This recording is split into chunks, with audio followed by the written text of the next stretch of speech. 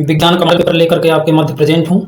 जैसा कि पिछले सेशन में 2 विज्ञान के मॉडल पेपर अपलोड किए जा चुके हैं, जो कि 1 से लेकर 7 क्वेश्चन हो चुके हैं। आइए 97 के आगे 98 से स्टार्ट करते हैं सेशन को समझना। आई होप सभी लोग स्वस्थ होंगे, ऐसा मैं उम्मीद करता हूँ। चलते हैं सेशन का आगाज़ करते हैं। जैसा कि 98 क्वेश्चन में क्या कह रहा है ये समझना। ये सेशन का पहला क्वेश्चन मान करके चलिए। मिनी माता रोग होता है, मोस्ट इंपॉर्टेंट क्वेश्चन है, अक्सर पूछा जाता है। तो मिनी माता रोग होता है जल में पारे से। जो जल में आपका पारा घुला होता है तो उसके कारण जो है मिनी माता रोग होता है। किसके कारण?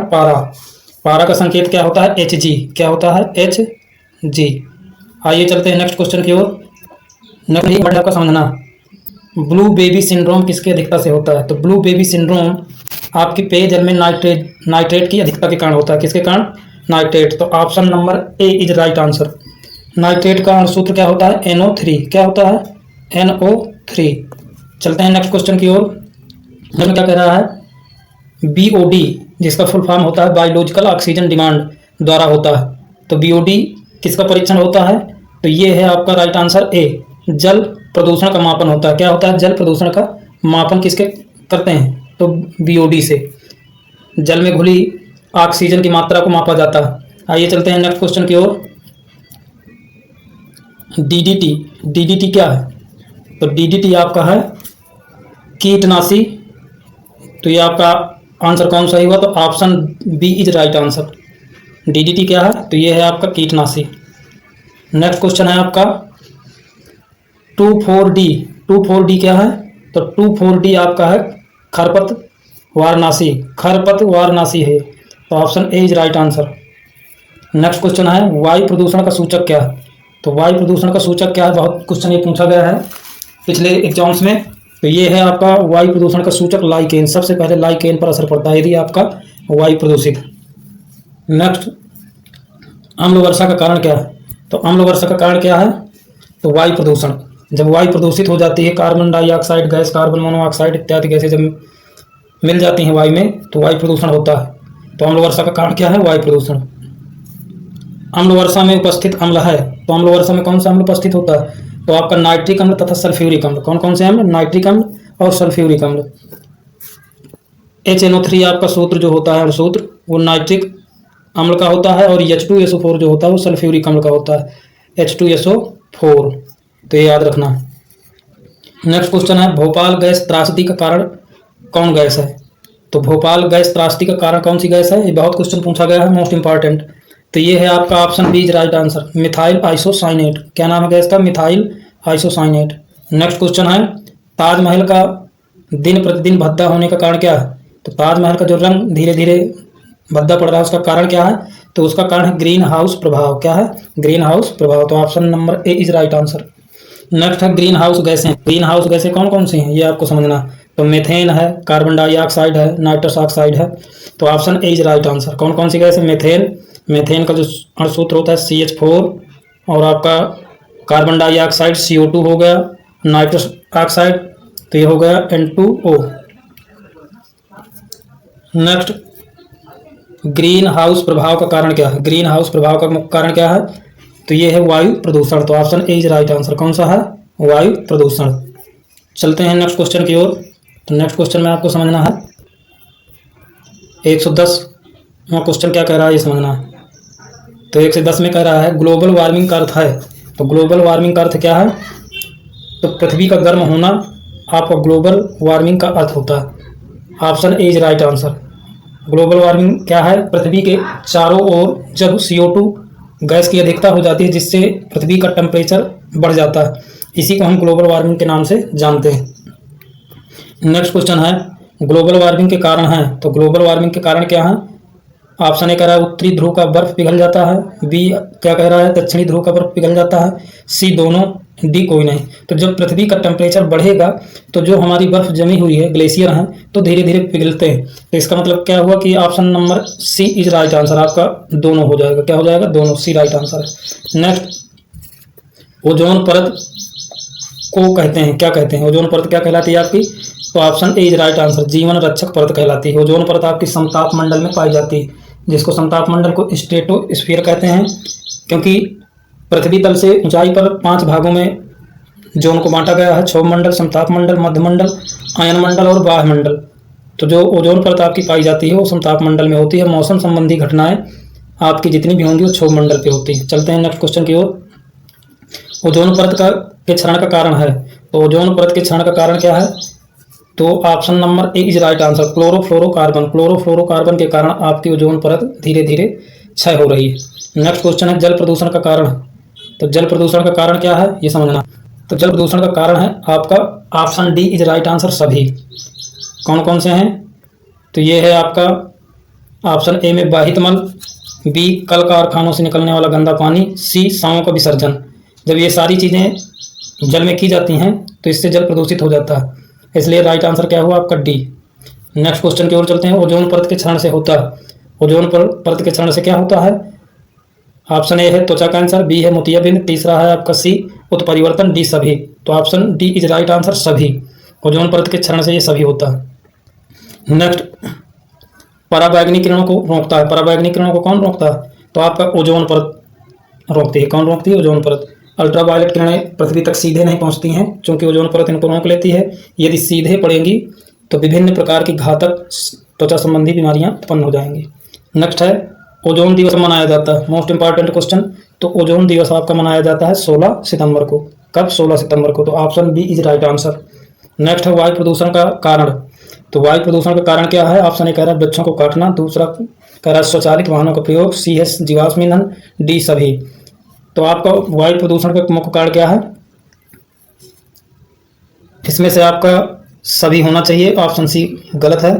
तो ये आपका डी, क्योंकि वृक्षों को काटने से भी ऑक्सीजन का निर्माण कम होगा जिससे वायु प्रदूषित होगी। स्वचालित वाहन, जो वाहनों से धुआं निकलता है, कार्बन डाइऑक्साइड CO2 और CO कार्बन मोनोऑक्साइड, जीवाश्म ईंधन जो जलाए जाते हैं उनसे भी धुआं निकलता है जिससे वायु प्रदूषित होती है, इसलिए ऑप्शन आपका D is right answer. Next, ozone परत स्थित है। तो ओजोन परत अभी पिछले क्वेश्चन में बताया गया कि समताप मंडल पे स्थित है। कहाँ स्थित है? समताप मंडल, जिसको इंग्लिश में कभी कभी क्वेश्चन डायरेक्ट दे देता है स्ट्रेटोस्फीयर। तो स्ट्रेटोस्फीयर भी याद रखना है, समताप मंडल भी याद रखना है। तो B is right answer. Next question है फ्रेयान द्वारा होता है। तो फ्रेयान द्वारा क्या होता है? तो फ्रेयान द्वारा ओजोन परत का क्षरण होता है। क्या होता है? ओजोन परत का क्षरण, नष्ट होती है ओजोन परत। नेक्स्ट, वायु में उपस्थित लेड से होता है। यदि लेड पीबी आपका उपस्थित है वायु में तो क्या होता है? तो इससे होता है फेफड़ों का कैंसर। क्या होता है? फेफड़ों का कैंसर। तो option A is right answer. चलते हैं नेक्स्ट क्वेश्चन की ओर। तो समझना है हमें 122 में क्या कह रहा है कि मृदा प्रदूषण होता है। तो मृदा प्रदूषण होता है किससे? तो आपको समझना ऑप्शन ए है खरपतवार नाशी द्वारा, कीटनाशी द्वारा, रासायनिक खादों द्वारा, ये सभी। तो option D is right answer, सभी। खरपतवार से भी मृदा प्रदूषित होती है, कीटनाशी दवाओं का जब यूज करते हैं खेतों में, ये खाद उससे भी होती है, रासायनिक खाद हो गई। नेक्स्ट, नागासाकी तथा हिरोशिमा में होने वाले परमाणु बम विस्फोट का उदाहरण है। तो जब नागासाकी और हिरोशिमा में परमाणु बम गिराया गया था तो उसका उदाहरण क्या है? तो आपका है option C is right answer, रेडियोधर्मी का प्रदूषण। कौन सा है? रेडियोधर्मी का प्रदूषण। जब केमिकल के द्वारा कहीं परमाणु बम है जैसे उसमें केमिकल होता है जिसके कारण रेडियोधर्मी प्रदूषण होता है, यानी वायुमंडल में घातक किरणें होने के कारण व्यक्ति विकलांग, मानसिक विकलांग, शरीर त्वचा संबंधी बीमारियां हो जाती हैं। नेक्स्ट क्वेश्चन कह रहा है ध्वनि प्रदूषण की तीव्रता मापते हैं, वेरी इंपॉर्टेंट क्वेश्चन। तो ये नापते हैं ध्वनि प्रदूषण की तीव्रता को हम डेसिबल में। किसमें? डेसिबल। समान बातचीत की कितनी डेसिबल होती है? तो ये 40 डेसिबल होता है। नेक्स्ट क्वेश्चन है पर्यावरण की दृष्टि से सबसे खतरनाक है। तो पर्यावरण की दृष्टि से सबसे खतरनाक क्या है? तो ये आपका है नाभिकीय प्रदूषण। Option C is right answer. क्या है? नाभिकीय प्रदूषण। नेक्स्ट, ओजोन परत के क्षरण का कारण है। ओजोन परत के क्षरण का मुख्य कारण क्या है? तो आपका प्रदूषण है, वायु प्रदूषण। तो आपका option A is right answer. अगला क्वेश्चन है निम्नलिखित में से कौन सी धातु मानव में विषाक्त उत्पन्न करती है? विषाक्त उत्पन्न करने का मतलब है जो जहर प्रदान करती है। तो ये है आपका पीबी। क्या है? पीबी, सीसा। Option C is right answer. ये शरीर में जहर उत्पन्न करती है। नेक्स्ट, बड़े शहरों में वायुमंडलीय प्रदूषण का मुख्य कारण, यह प्रमुख कारण है। तो बड़े शहरों में जैसे दिल्ली हो गई आपकी, कोलकाता हो गया, मुंबई हो गई इत्यादि बड़े शहरों में वायुमंडलीय प्रदूषण का प्रमुख कारण क्या है? तो स्वचालित वाहन। क्या है? स्वचालित वाहन। तो option is right answer. Next है प्लास्टिक से होता है। प्लास्टिक से क्या होता है? तो प्लास्टिक से आपका वायु प्रदूषण, मृदा प्रदूषण दोनों होते हैं। तो option C is right answer, दोनों हो जाएगा। प्लास्टिक से आपका वायु प्रदूषण भी होता है, मृदा प्रदूषण भी होता है। जब प्लास्टिक को जलाया जाएगा तो उससे जहरीली गैसें निकलती हैं, और जब प्लास्टिक मृदा में मिलती है तो मृदा प्रदूषित हो जाती है। ध्वनि प्रदूषण से होता है। ध्वनि प्रदूषण से क्या होता है? ऑप्शन ए है बहरापन, बी ठीक से नींद न आना, सी चिड़चिड़ापन, या सभी। तो option D is right answer, सभी होगा इसमें। आई होप कि सभी लोग आप अच्छे से वीडियो वॉच कर रहे होंगे और ये सेशन और पिछले सेशन आप लोगों को समझ में आया होगा। तो मैं चाहता हूं कि आप मेरे चैनल SK स्टडी आइकॉन को सब्सक्राइब करें, लाइक करें, कमेंट्स में अपने सुझाव जरूर दें, क्योंकि इस चैनल में वही क्वेश्चन या वही टॉपिक लाया जाता है जो मोस्ट इंपॉर्टेंट, ना किसी प्रकार की कोई बातचीत, ना ही बकवास, सीधा ओनली पढ़ाई पर। तो आइए चलते हैं अगले क्वेश्चन की ओर। समझना, कितने डेसिबल से अधिक ध्वनि श्रवण शक्ति को प्रभावित करता है? तो option B is right answer. क्या है? ऑप्शन बी आपका राइट आंसर होगा। तो कानों को अप्रिय लगने लगती है ध्वनि कब? जब 80 डेसिबल हो जाए या 80 डेसिबल से ज़्यादा हो जाए। नेक्स्ट है जलवायु परिवर्तन का कारण है। तो जलवायु परिवर्तन का कारण क्या है? ऑप्शन ए है वृक्षों का कटाव, बी ग्रीन हाउस प्रभाव, सी वायु प्रदूषण, या सभी। तो आंसर क्या होगा आपका सही? ये आपका डी, सभी। नेक्स्ट क्वेश्चन है रेड डाटा बुक, लाल आंकड़ों की पुस्तक संबंधित है। मोस्ट इंपॉर्टेंट क्वेश्चन, बहुत पूछा जाता है, इसको अच्छे से याद करना। तो रेड डाटा बुक क्या है? तो ये विलुप्त प्रजातियों की सूची का संग्रह है। तो option A is right answer. विलुप्त प्रजातियों की सूची का संग्रह, जो हमारी प्रजातियां हैं विलुप्त हो रही हैं, तो उनके बारे में डिटेल रेड डाटा बुक में लिखा जाता है। चलते हैं नेक्स्ट क्वेश्चन की ओर। तो आपका नेक्स्ट क्वेश्चन क्या है ये समझना। 134 प्राकृतिक आपदा है। तो प्राकृतिक आपदा क्या है?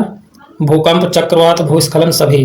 तो प्राकृतिक आपदा का मतलब ये है कि प्रकृति के द्वारा अचानक जो परिवर्तन होता है वही प्राकृतिक आपदा है। जैसे भूकंप का आना, बी चक्रवात, सी भूस्खलन, या सभी। तो इसमें option D is right answer, सभी। ये सारी प्राकृतिक आपदाएं हैं। नेक्स्ट क्वेश्चन है भूमि के ऊपरी परत को कहते हैं। तो भूमि के ऊपरी परत को क्या कहते हैं? तो भूमि की ऊपरी परत को हम मिट्टी कहते हैं, ठीक, ऊपरी लेयर को, या भूपरपट्टी भी कहते हैं। नेक्स्ट है मृदा अपरदन का कारण है। मृदा अपरदन का मतलब है मृदा का कटाव होना। तो मृदा अपरदन का कारण क्या है? ऑप्शन ए नदी के तेज बहाव, बी भूस्खलन, सी तीव्र वायु, डी सभी। तो ऑप्शन इज क्या सही होगा? ऑप्शन डी, ये सभी। तो option D is right answer. Next है मृदा की विधियां हैं। तो मृदा की विधियां क्या हैं? संरक्षण की विधियां। तो वृक्षारोपण या सीढ़ीदार खेती, घास का रोपण, या सभी। तो इसमें भी option D is right answer, ये सभी होंगी। नेक्स्ट क्वेश्चन है चाल का मात्रक, चाल का सूत्र। तो चाल का सूत्र क्या होता है? चाल बराबर दूरी बटा समय होता है। तो option A is right answer. चाल बराबर दूरी बटे समय। दूरी को मीटर से, समय को सेकेंड से मापते हैं, तो इसका मात्रक क्या बन जाएगा? मीटर प्रति सेकेंड। कोशिकाओं के समूह को क्या कहते हैं? तो कोशिकाओं के समूह को हम ऊतक कहते हैं। क्या कहते हैं? ऊतक।